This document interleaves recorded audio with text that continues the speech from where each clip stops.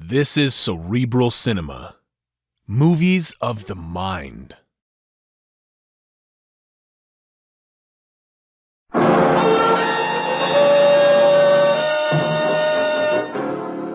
Dangerous Assignment, starring Brian Donlevy as Steve Mitchell.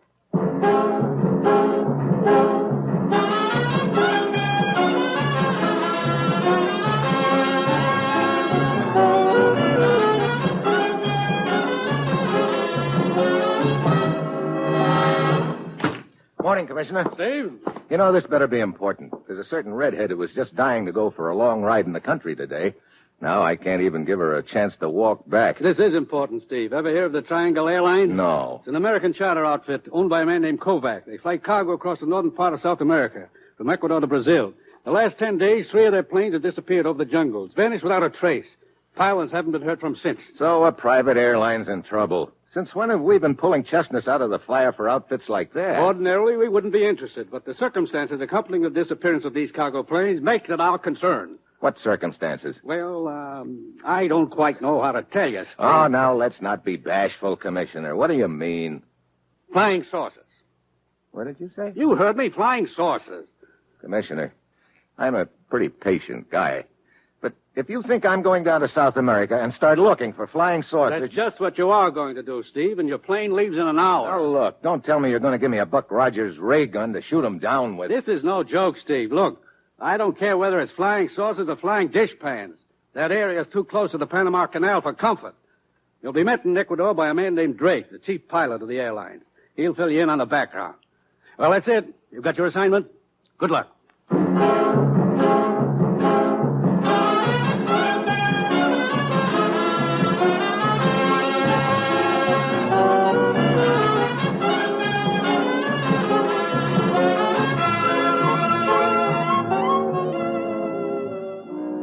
The National Broadcasting Company is proud to present Dangerous Assignment, starring Brian Donlevy as Steve Mitchell, colorful, two-fisted government agent.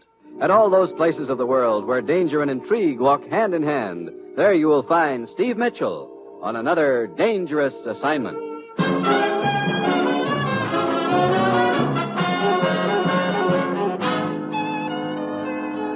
Well, this assignment really takes the cake. I've had my share of screw-loose jobs, but flying saucers yet. It's Wednesday night when I get to Ecuador. Drake, the chief pilot of Triangle Airlines, is waiting for me at the airport. He bustles me into the co-pilot seat of one of their cargo ships, and we take off and head east. About a 2-hour hop to Santa Rosa, Mitchell. You should be there about midnight. What's at Santa Rosa? One of our fields. Kovac, the owner, is waiting there for you. You do most of your flying at night around here, Drake, huh? All of it. Less turbulence over these mountains. You a flyer, too? Oh, now and then. Too bad you're not looking for a job. If this monkey business keeps up, I'm going to be fresh out of pilots. Just what has been going on? You tell me. It's happened 3 times now. Radio flash from the pilot about seeing flying saucers. And the radio goes dead, and the plane's never heard of again. You searched the jungle near the route for the planes. From the air. The country's too rugged for a ground search. Hey, what was that? Mitchell, look outside. All those lights. Yeah. Hey, they look like rings or discs swirling around. They're right alongside of us. I'm going to go back aft in the plane. Maybe I can get a better look at them. Mitchell! Drake, what is it? What's the matter? Drake! But Drake just grabs at his chest and slumps over. The plane starts into a dive. I jump back into my seat and try to level it out. I remember noticing Drake had been flying a heading of 95 degrees, so I hold it there. By the time I can look outside again, the whirling things are gone. I reach for the radio. T3 calling Santa Rosa Tower. T3 calling Santa Rosa Tower. Over. Santa Rosa Tower to T3. Go ahead. T3 to Santa Rosa. This is Steve Mitchell. Keep in touch with me. I've got to bring this bucket of bolts in, and I don't know anything about the route or the field. Over. Santa Rosa to T3. What happened to Drake, Mitchell? Over. I'll tell you about it when I get there. And right now, that's what concerns me. Over. Stay on 95 degrees. If you're on schedule, you'll be over the field in an hour. Your course follows a valley. You'll know it if you get off it all right. There's a high mountain range on each side. Over. Thanks a lot for the pleasant thought. I'll see you in about an hour. I hope. Over and out.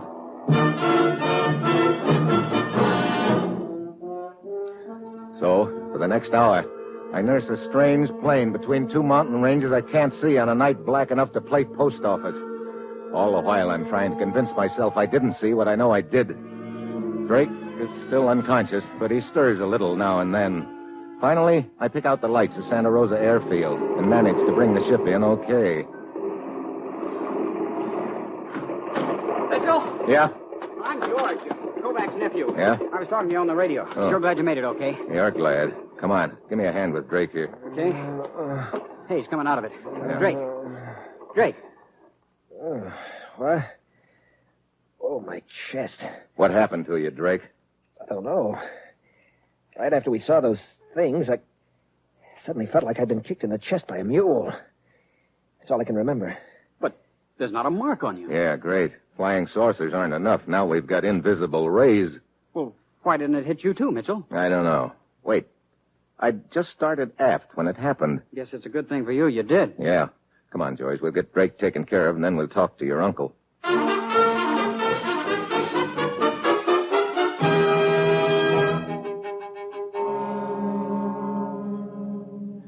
Mr. Mitchell, your description of what you saw during your flight tallies with those the missing pilots radioed in. I tell you frankly, I'm on the ragged edge with this airline. I've lost 3 planes. One more and I'm ruined. Isn't your line insured, Mr. Kovac? Why, yes, but this is more than money. It's a matter of prestige. Look, Uncle Emil, if you'd taken my advice a month ago when the Van Horn Exporting Company wanted to buy you out... George, for the last time, I'll not tolerate any advice from you as to how to run my affairs. Sure, you stick your nose in all my affairs, but I'm not supposed to open my mouth where yours are concerned. If you don't keep a civil tongue in your head... Look, gentlemen, I don't want to stir up a hornet's nest between you, but what is this Van Horn Exporting Company? They ship crates of carved wooden statues regularly on our planes. Our largest customer, as a matter of fact. About 2 months ago, they approached me with a substantial offer to buy the line. But just before the trouble started, they notified me that they were withdrawing their offer. Bad business conditions, they said. Any particular reason why business should be bad? Oh, there have been rumors about some mysterious revolutionary party organizing lately. That sort of thing always has a bad effect on business in these countries. I see. Mitchell, what'll be your first step? Well, I think I'll pay a visit to the Van Horn Exporting Company in the morning. Why? You certainly don't think they're involved in this flying saucer deal, do you? Look, when you don't know where to start, one place is as good as another. Besides, I'm sure the Van Horn Company is a lot closer than Mars.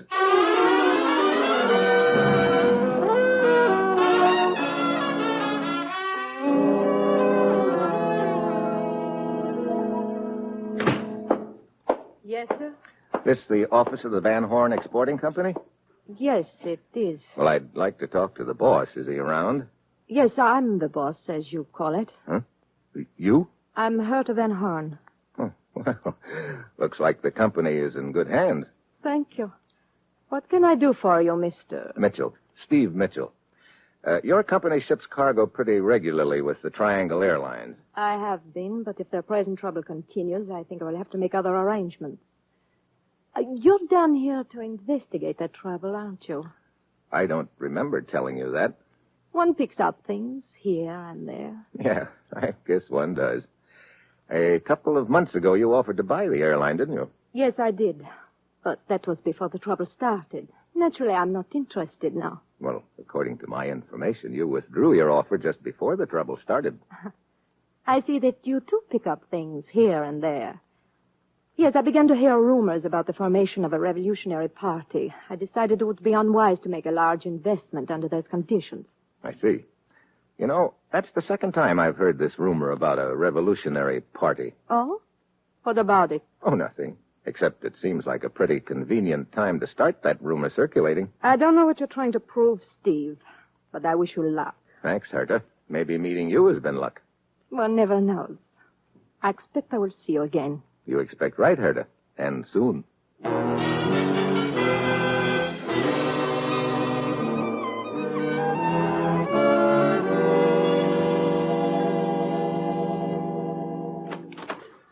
Hi, Mitchell. George told me I'd find you here in the office. Yeah. Come on in, Drake. How are you feeling today? Well, a lot better, thanks. My chest still hurts a little. I'd sure give a lot to know what hit me last night. So would I.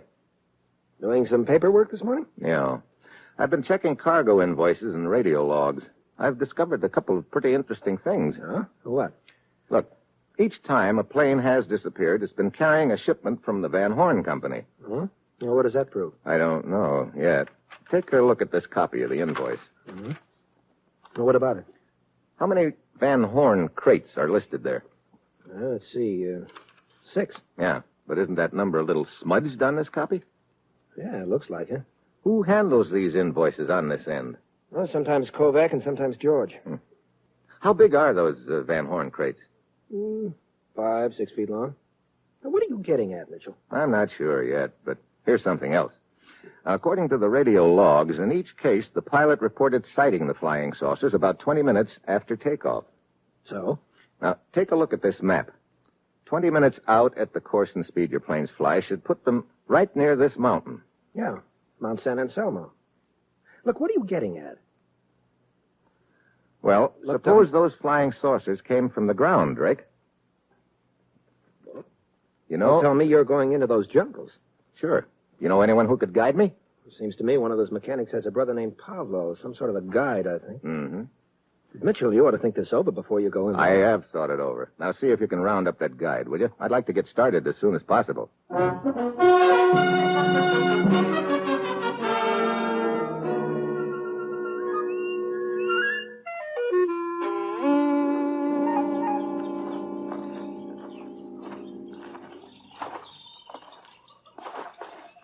How far you figure we've come since we left the Jeep, Pablo? Well, at least 10 miles, senor. Well, we ought to be getting close to the spot, then. Brother, this jungle is thick. This is the only trail through it, huh? Si. I can believe it. Senor, watch out. Huh? Hey. Why the flying tackle? Look, senor. Huh? Look there in the trail in front of you. I don't see anything. Quiet. Look more closely. Hidden by the underbrush on the ground. Yeah, I see it now. A rope noose spread over the trail. See, and over there, senor. See the tree which is bent almost double? Mm-hmm. Another step and we'd have been dangling from that tree like 2 apples. Come on, let's spring that trap. Quick. But, senor, you... Look, someone's obviously hiding around here, waiting to catch us dangling from that rope. Let's make him think he succeeded. Here's a dead branch beside the trail. Give me a hand with it. See. Got it? See. Okay. Stop here. The trigger is probably under that little pile of leaves, senor. Yeah, that's what I was thinking. Okay, we'll toss this branch on top of it and see what happens. You ready? See. Let her go. Look at that. The rope jerked that branch right up in the air. Now get down here beside the trail. Senor, I hear something. Yeah, so do I. Somebody coming through the underbrush. Okay. Let him get right on top of us, then we'll jump him. Now. Watch it, Pablo. He's got a gun. Yeah, but I have him a chance. No, hold it. Oh, great. Did something wrong, senor? No. He'd have done the same to us if we'd given him a chance. But I wanted to get some information from him. I will take a look. There is nothing in his pocket, senor, except this scrap of paper. Let me see it. See, here you are. La Posada, 8 o'clock. What's La Posada mean? That's the name of a bar in Santa Rosa. Mm-hmm. Sounds like he had a date. Okay, I'll keep the date for him. Maybe I can find out who's been going all out to kill me.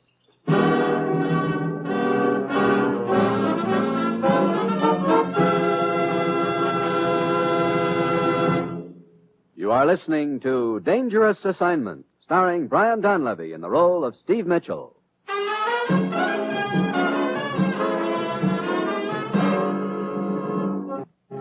A few minutes before 8 that night, I'm waiting in the shadows across the street from La Posada Bar. A car pulls up in front. Herta Van Horn is driving. A guy starts to get out, but Herta pulls him back for a minute. There's a long kiss. And he gets out and heads for the bar. Herta pulls away. As he opens the door, the light silhouettes him. It's Kovac's nephew, George. I wait for a few minutes, and then I saunter in after him.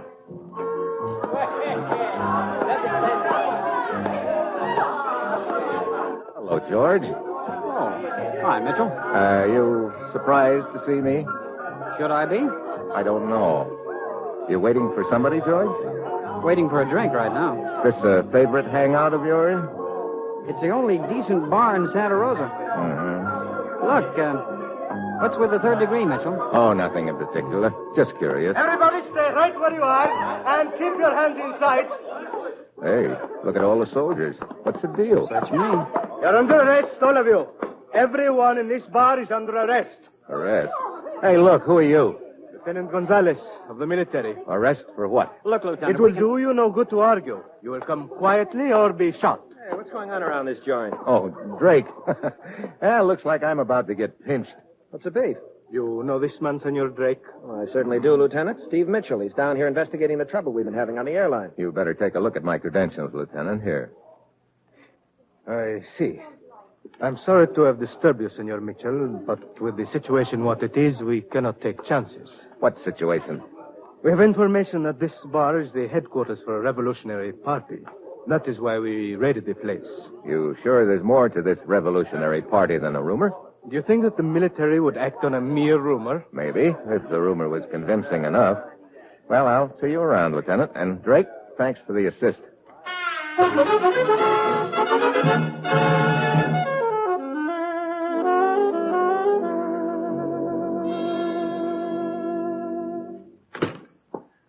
Morning, Hertha. Good morning, Steve.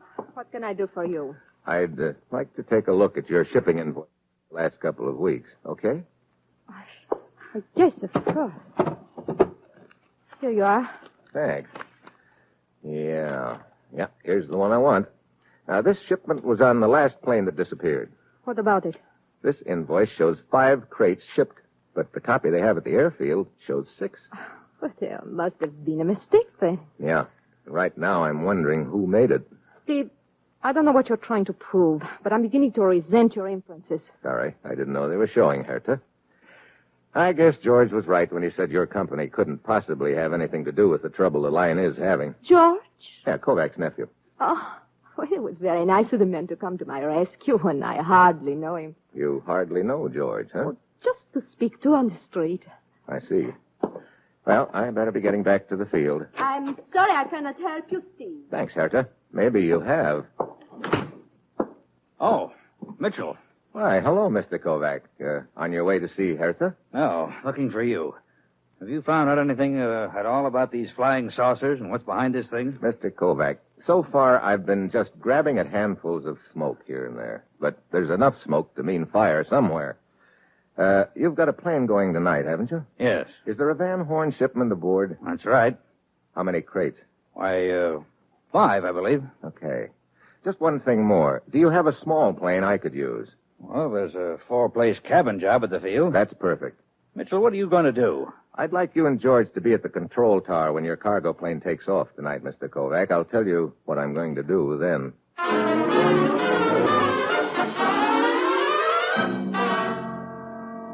That night, I wait in the shadows near the airfield. I spot the plane T-5 loaded and ready. The pilot is in the shack getting his weather report. I slip quietly aboard. The invoice had said 5 Van Horn crates, but I can count 6 of them, all about 6 feet long. I put my ear to the top crate, and I hear what I expect to hear. Then I freeze. Footsteps outside. There's a faint scrape of metal under the belly of the plane. The steps fade away. I get out, crawl under. I take a long look, and a lot of things suddenly fall into place. I head for the control tower. George, Kovac, and Drake are there.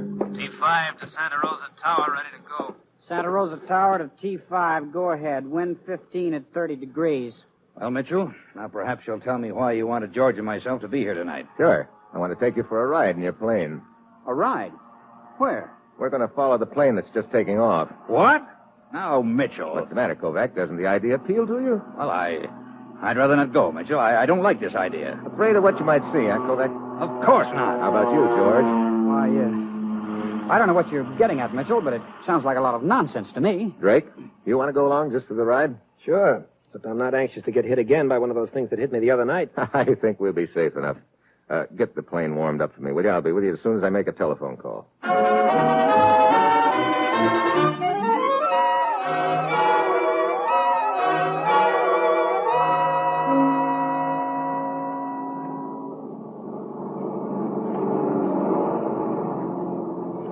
Aren't you going to ready the pilot that we're following him, Mitchell? No. You and George just sit back there and keep your eyes on that plane.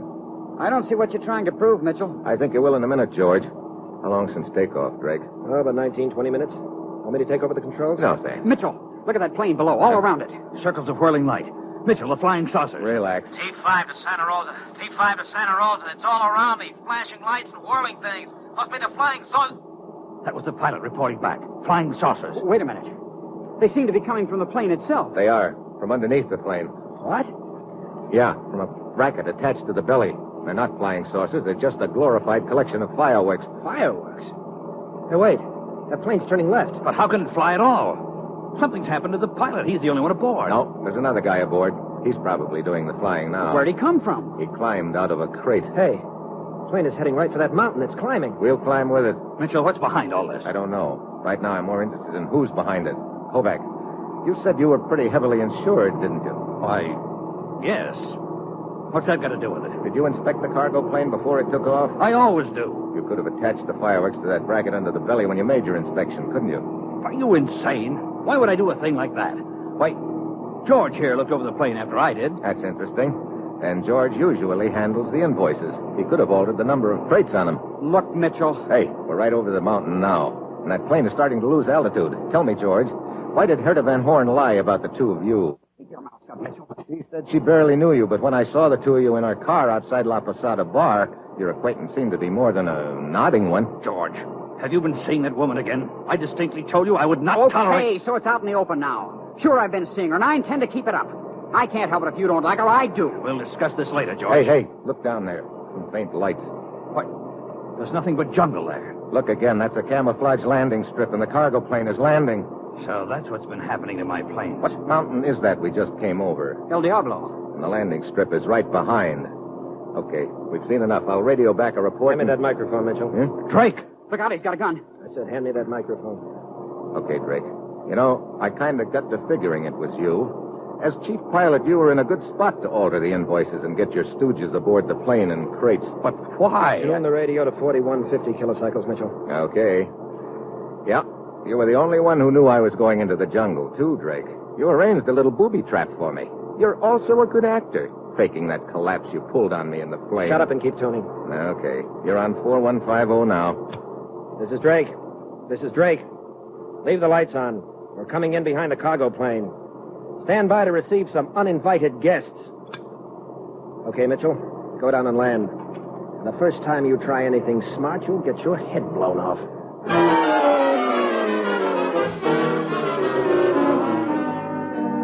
I set the plane down on the strip. The landing lights flick off, and half a dozen rugged-looking gents swarm out to meet us. Drake huddles with them for a few minutes, and then they haul Kovac, George, and me into a log hut hidden under the trees. They toss us in there and bolt the door. But the door has an inside bolt, too. We shoot it in place. We can't get out, but now they can't get in. Mitchell! Open the door, Mitchell! Okay, smart boy. You'll come out running when it gets light. The hours crawl by. We sit and wait and sweat.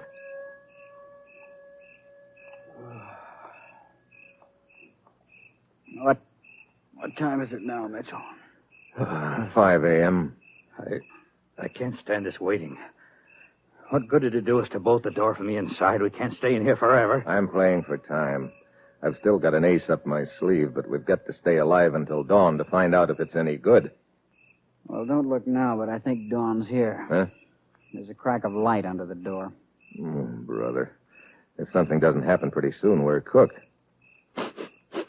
Hey, maybe we are. Do you smell that? Gasoline. You'll be coming out pretty soon now, boys. Mitchell, fired to the hut. Yeah. I guess that's why he was waiting for dawn. He was afraid the fire might be spotted at night. Is this the ace up your sleeve, Mitchell? We can't stay here and roast like rats in a trap. We'll get a bullet in the belly as soon as we open that door. Couple of keen choices. I'll take my chances with the bullets. Come on, let's get this door unbolted. But they'll kill us. I'll take fresh air with mine. Hey, wait a minute. Listen. A plane. That's the ace up my sleeve I was talking about. Sounds like it's coming down. Who is it? Just before we took off last night, I made a phone call, remember? It was to Lieutenant Gonzalez of the military. Gonzalez. But how did he know what happened to us after we took off? We'll win it out later. Let's get out of here. Hey, Gonzalez boys are taking no chances. They want that landing strip clear when they sit down. Come on, George. Let's get this door unbolted. Okay. Okay, come on. Look at them scatter. Hey, Mitchell, there goes Drake, trying for the jungle. I'll get him. Watch out, he's got a gun. I see it. You can't run and shoot at the same time, Drake. Better make up your mind which. Okay, I'll shoot, Mitchell. Too late, Drake. Let go of me. He who hesitates is lost, you know. Mitchell, you okay? Yeah. How are Gonzalez and his boys doing? Well, they seem to be mopping up in a hurry. Mitchell, I still don't understand how Gonzalez found out. Oh, when I called him last night, I told him our radio frequency, and I asked him to listen in. Then I kept the mic open the entire time. Gonzalez overheard everything that was said in our plane, huh? Yeah, including the location of the landing strip.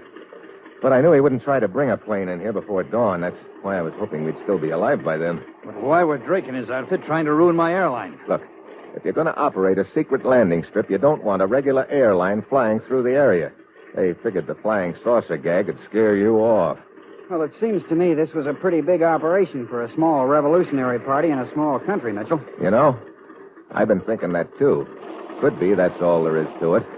But it's not a long hop from here to the Panama Canal. Maybe somebody else had ideas about using this strip eventually. Of course, we'll never know, and anyway, it doesn't matter much now. Yeah. Speaking of things we'll never know, we didn't prove anything one way or the other about flying saucers in this deal. We proved something as far as Drake's concerned, though. What's that? If you monkey around with fireworks long enough, you're sure to get your nose burned. Or busted.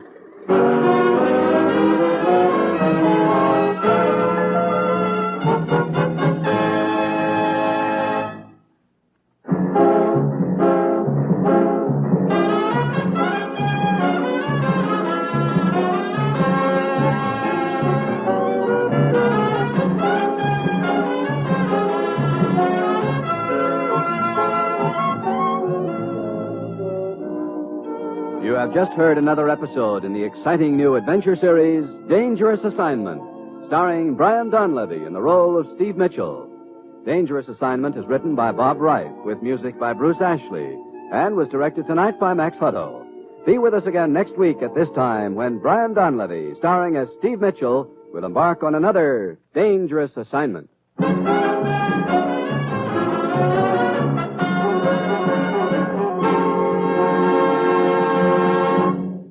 There's more great action-packed entertainment for you throughout the week on NBC.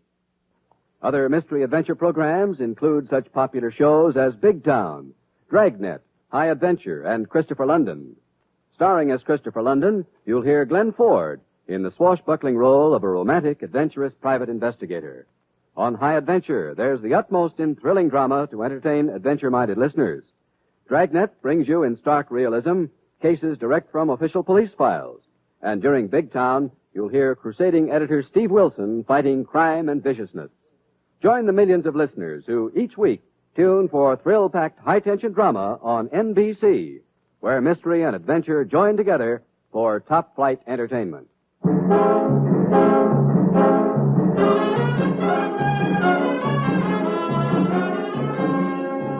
Tomorrow, be sure to hear Bob Hope and Fibber McGee on NBC.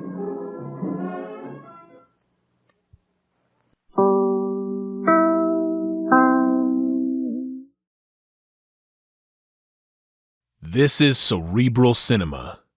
Movies of the mind.